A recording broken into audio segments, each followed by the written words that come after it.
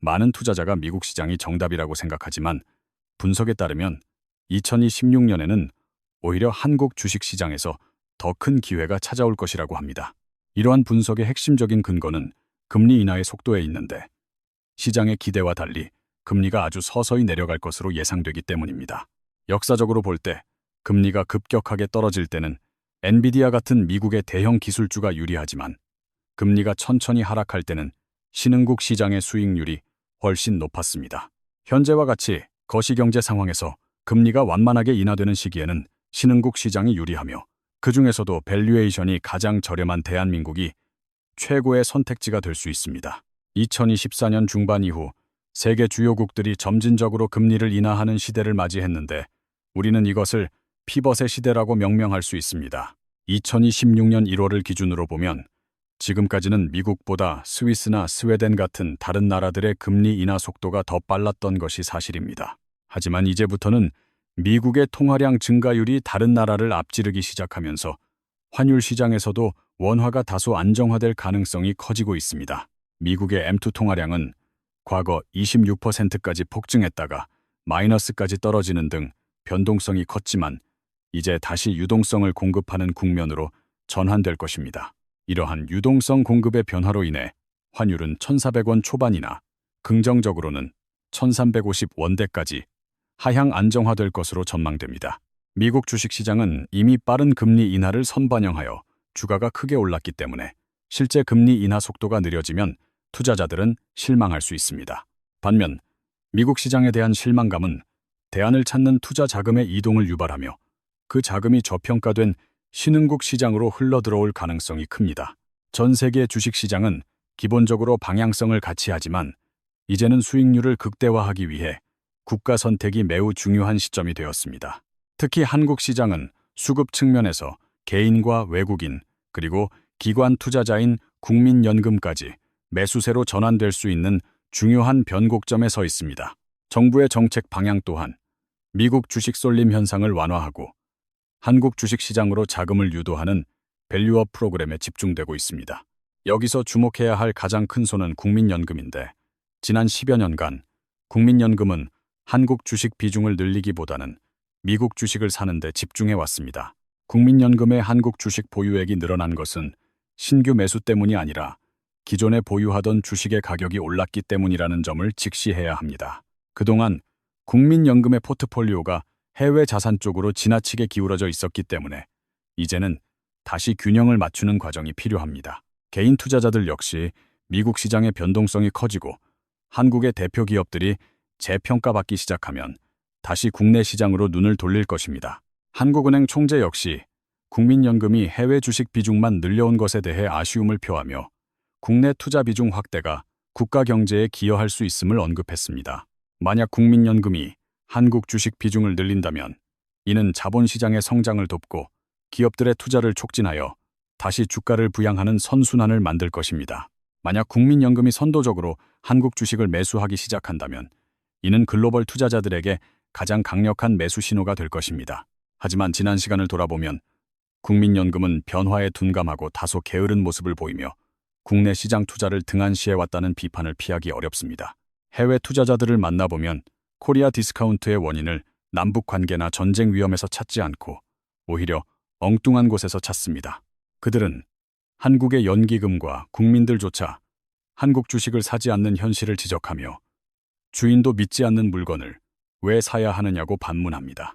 따라서 국민연금의 포트폴리오 조정은 단순히 수익률 제고를 넘어 코리아 디스카운트를 해소하고 프리미엄으로 전환하는 결정적 계기가 됩니다. 연기금 운용의 목적은 수익 창출뿐만 아니라 거대한 자금을 운용함에 있어 불확실성과 리스크를 줄이는 데에도 있습니다. 해외 빅테크 기업의 지분을 소수 보유하는 것보다 국내 대표 기업의 지분을 많이 보유하는 것이 위기 상황에서 통제력을 갖기 쉽습니다. 예를 들어 삼성전자 지분을 20% 보유한다면 배당 정책이나 주주 권리 행사를 통해 훨씬 주도적으로 변동성을 관리할 수 있습니다. 노르웨이 연기금이 자국의 자원인 원유에 투자하고 일본 연기금이 일본 기업 비중을 높게 가져가는 것도 같은 맥락입니다. 국내 주식 보유 비중을 높이는 것은 변동성을 낮추고 안정성을 확보하는 전략이므로 이를 위험하다고 인식하는 고정관념을 깨야 합니다. 주제를 정치 영역으로 확장해보면 정치인들이 정치를 하는 근본적인 이유가 무엇인지에 대해 심각하게 고민해볼 필요가 있습니다. 현재 대한민국의 정치인들은 더 좋은 세상을 만들기 위해서가 아니라 당장 눈앞의 선거에서 이기기 위해 정치를 하는 것처럼 보입니다. 선거 승리에만 몰두하다 보니 국가의 미래를 위해 꼭 필요하지만 표에는 도움이 되지 않는 장기적인 개혁 과제들은 뒤로 밀려납니다.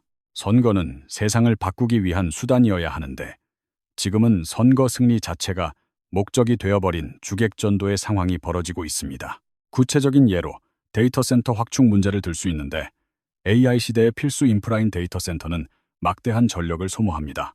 전력 수급 계획을 짤 때 경제적 효율성과 산업적 필요를 따져야 하는데 우리는 에너지를 정치적 색깔론으로 나누어 평가하곤 합니다. 원로 배우 이순재 선생님이 연기자는 인기가 아닌 연기로 평가받아야 한다고 했듯이 에너지 정책 또한 실용성으로 평가받아야 합니다. 원자력이든 신재생 에너지든 정치적 유불리를 떠나 국가 산업 발전에 필요한 전력을 얼마나 안정적으로 공급할 수 있느냐가 기준이 되어야 합니다. 정치적 논리에 갇혀 산업의 발목을 잡는 행태가 반복된다면 2026년의 도약 기회를 스스로 걷어차는 결과가 될 수도 있습니다.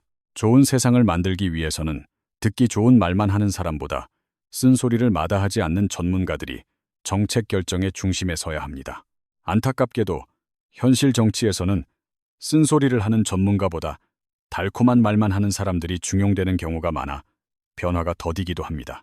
하지만 긍정적인 시나리오를 그려본다면 국민연금의 태도 변화가 한국 경제의 거대한 반전을 이끌어낼 트리거가 될 수 있습니다.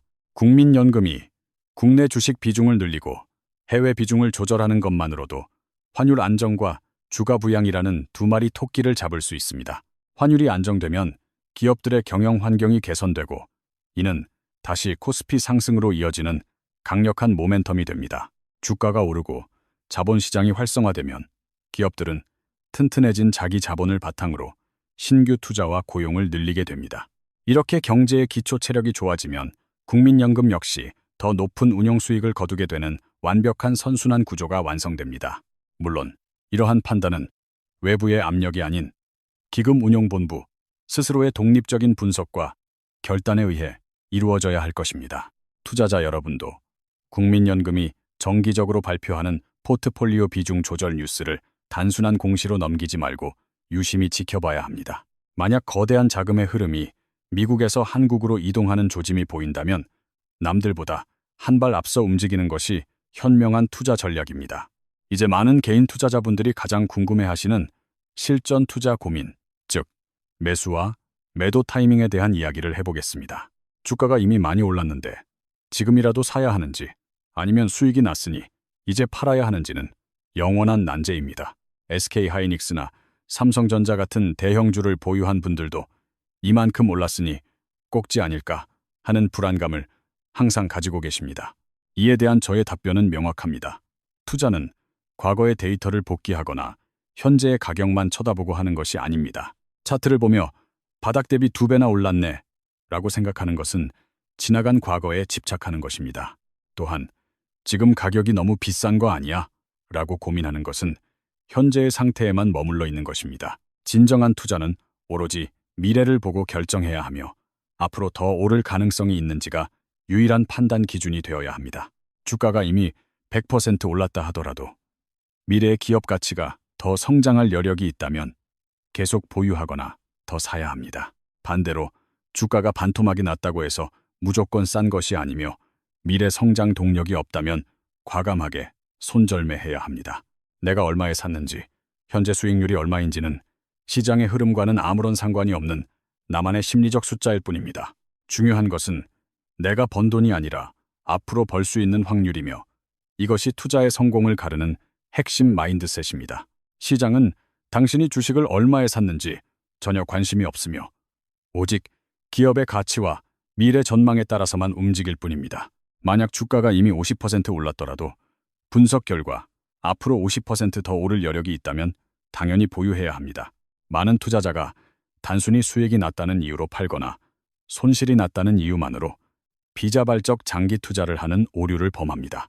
투자는 과거의 수익을 확정짓는 행위가 아니라 미래의 성장 가능성에 자산을 배분하는 과정임을 잊지 말아야 합니다. 가장 경계해야 할 것은 내가 산 가격을 기준으로 판단하는 앵커링 효과인데, 이는 합리적인 의사결정을 방해하는 가장 큰 적입니다. 지금 이 순간 내 계좌의 평단가를 잊고 현금을 가지고 있다면 지금 가격에 이 주식을 다시 살 것인가? 라고 자문해 보십시오. 만약 그 질문에 대한 대답이 예라면 보유하는 것이고 아니오라면 과감하게 매도하여 더 좋은 기회로 이동해야 합니다. 이러한 원칙은 개별 종목뿐만 아니라 앞서 논의했던 미국 시장과 한국 시장을 선택하는 거시적 관점에도 동일하게 적용됩니다. 미국 주식이 과거에 얼마나 많이 올랐는지는 중요하지 않으며 중요한 것은 앞으로 어디에서 더 큰 상승이 나올 것인가입니다. 금리 인하 속도의 변화와 글로벌 유동성의 흐름은 이제 미국을 떠나 신흥국 시장으로의 자금 이동을 예고하고 있습니다. 여기에 국민연금의 포트폴리오 변화 가능성까지 더해진다면 한국 시장의 상승 확률은 그 어느 때보다 높아집니다. 성공적인 투자는 남들이 가지 않는 길을 선택하는 불편함을 감수하고 소외된 시장에서 가치를 발견하는 용기를 필요로 합니다. 지금은 인기가 없어서 저평가된 자산이 대중의 관심을 받으며 제 가치를 찾아갈 때까지 기다리는 인내심이 필요합니다. 한국 주식시장은 밸류에이션 매력이 충분하고 수급 개선의 여지가 커서 역발상 투자자에게는 놓칠 수 없는 기회입니다. 어제의 승자였던 미국 빅테크만을 뒤쫓는 군중 심리에서 벗어나 내일의 주도주가 될 시장을 선점하는 지혜가 필요합니다. 자본의 거대한 순환 흐름을 읽고 미리 길목을 지키는 투자자만이 다가오는 2026년의 진정한 승자가 될 것입니다. 과거의 영광이 아닌 미래의 가능성에 베팅하는 것. 이것이 진보를 위한 주식 투자의 핵심 철학입니다. 부디 이번 분석이 여러분의 포트폴리오를 점검하고 변화하는 시장의 파도 속에서 올바른 방향을 잡는 데 도움이 되기를 바랍니다. 끊임없이 미래를 질문하고 유연하게 대응한다면 위기로 보이는 상황 속에서도 반드시 기회는 찾아올 것입니다. 지금 내 발밑에 있는 기회를 놓치지 마십시오. 이것으로 미국보다 한국 주식시장을 주목해야 하는 이유에 대한 이야기를 마칩니다.